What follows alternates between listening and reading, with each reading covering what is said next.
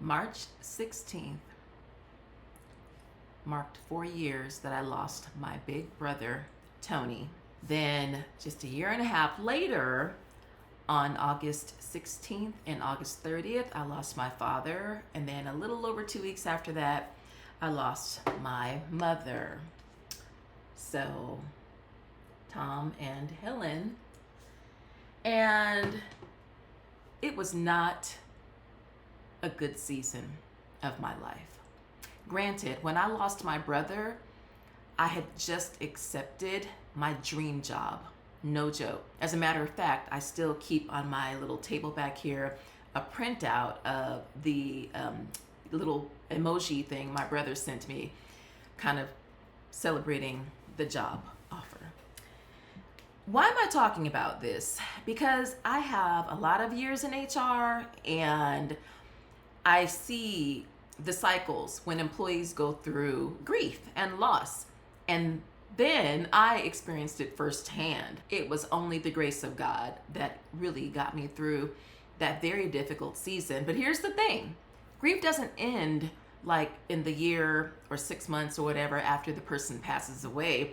It is a very interesting membership that you continue to navigate, typically for the rest of your life, as you continue to go through seasons without that loved one. And so I wanted to just talk to you a little bit about what to do with the grief in the workplace.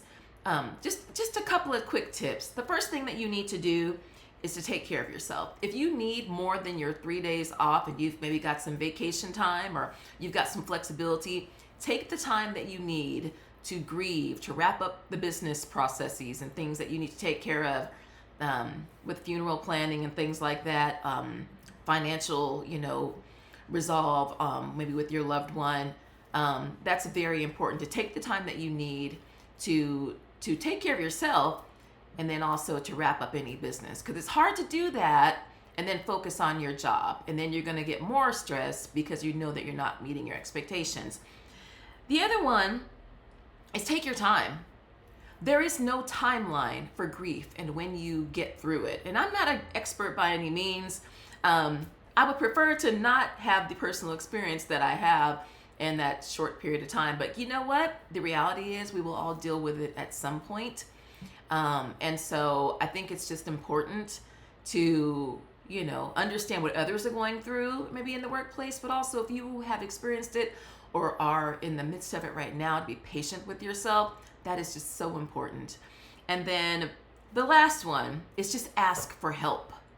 Ask for help in terms of, if you have an employee assistance program in your company, which offers like free counseling services. Some of them even offer like a grief-focused benefit for their employees, which is amazingly beneficial. You're in a season where you're gonna need some support. And a lot of times people know that and they're gonna wanna help you. Also, if you feel like you're in a situation where you can have some flexibility with some of your demands, communicate.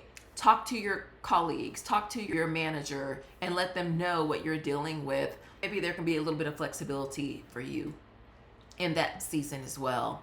Because it's very difficult when you can't focus, when your heart is just broken, to just move on and kill it at work, business as usual. It takes a long time to really get back on track for most people, particularly if it was someone kind of in your inner sphere.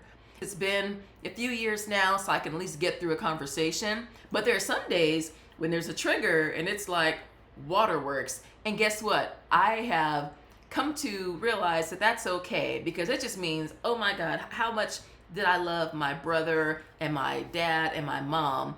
A lot. And so that love isn't just gone because they're not here. A lot of times you're going to feel some sadness, and that's okay. But the thing to do, bringing it back to the word, is to lean in to the Lord and to ask the Lord to sustain you during that season. Read your word, pray, and I promise you, it does get better. Thanks. Be blessed.